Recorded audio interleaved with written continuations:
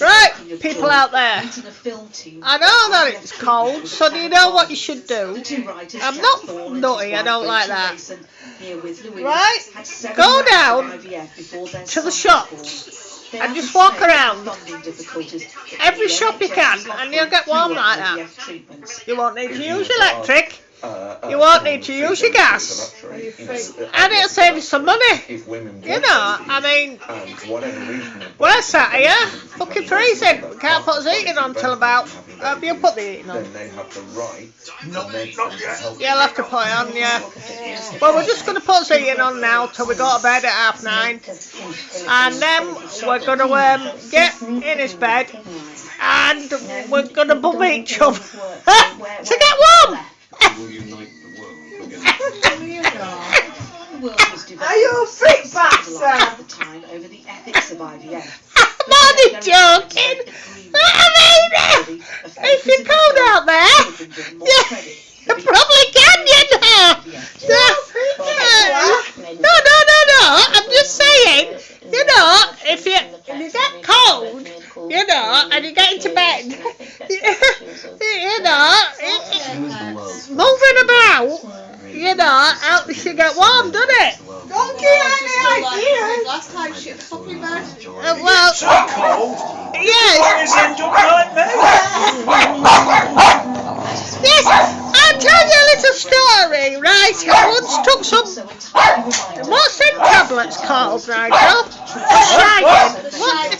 What's it called? Deloxetine. What is it? Deloxetine. I took some Deloxetine, to make you shit. Oh, Dulcolax. Dulcolax, that's it. I took some Dulcolax tablets, right? And I must have took about 6 because I can't go to the toilet, me. I get constipated a lot, right? And I took about 6. Oh, this is ages ago, right? And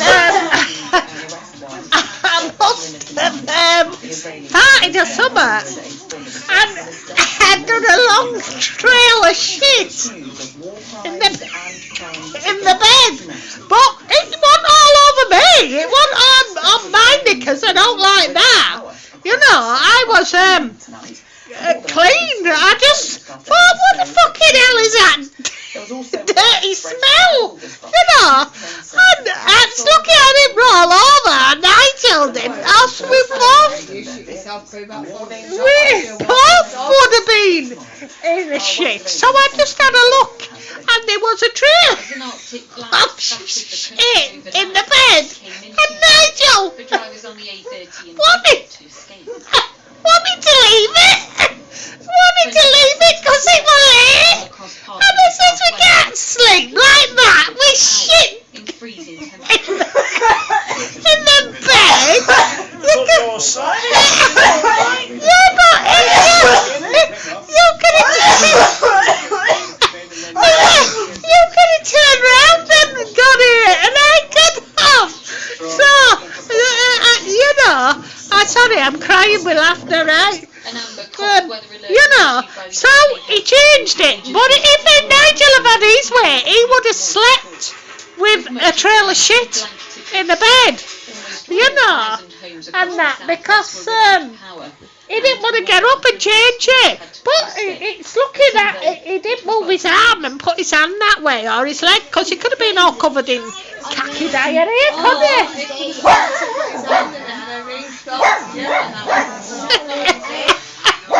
I know, so there you go, folks, right? In our family, we shit a lot. And I mean we shit a lot. I remember once when Nigel walked in from somewhere, and he had all shit in his underpants.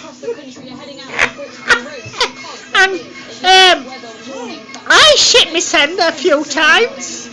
And Gary, my brother, that you see in the videos, has shit himself more than once. And his ex-wife has shit herself. And my mum crapped herself when she was alive. And Robert has shit himself and somehow wheedled it down his leg and popped it out.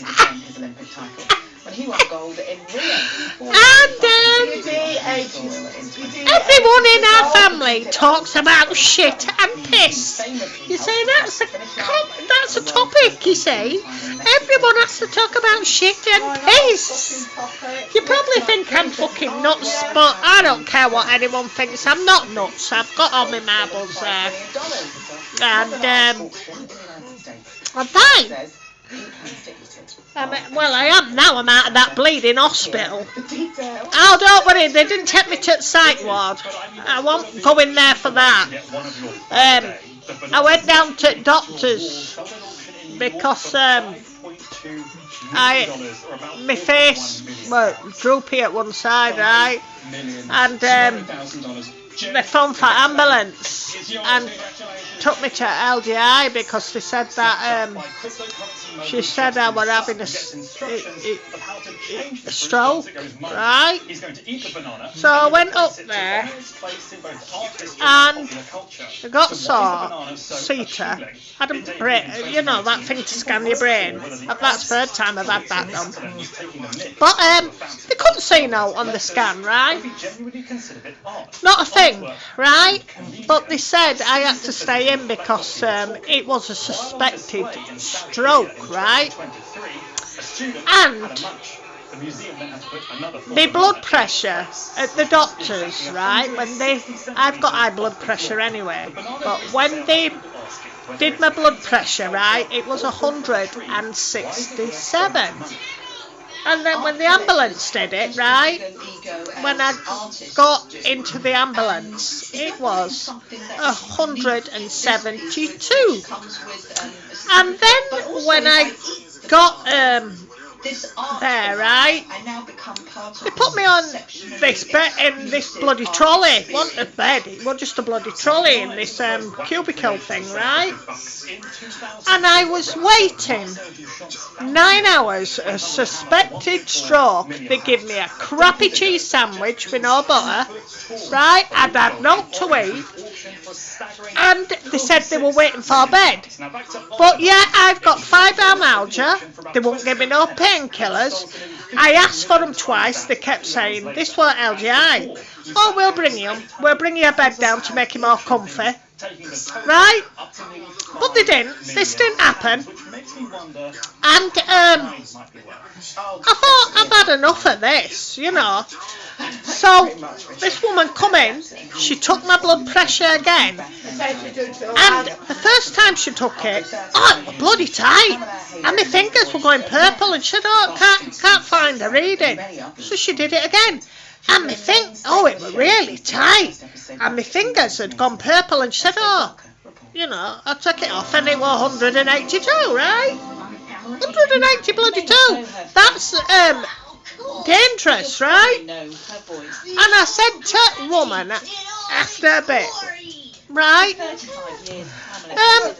when's this bed coming? When are they getting this bed for stroke unit? You know, I couldn't talk properly because my face had drooped, right? And she said, oh, we don't know about a stroke bed. She said, oh, units fill. I said, I know, they meant to be getting me a bed for that. She said, well, we don't know about it. And I was fed up. And this was at 3:05 in the morning, right? It was pitch dark out there. And I live in Leeds, and it was LGI, right? And I thought, my God, this place has got shit since I had my kids 32 years ago. That's the last one, right?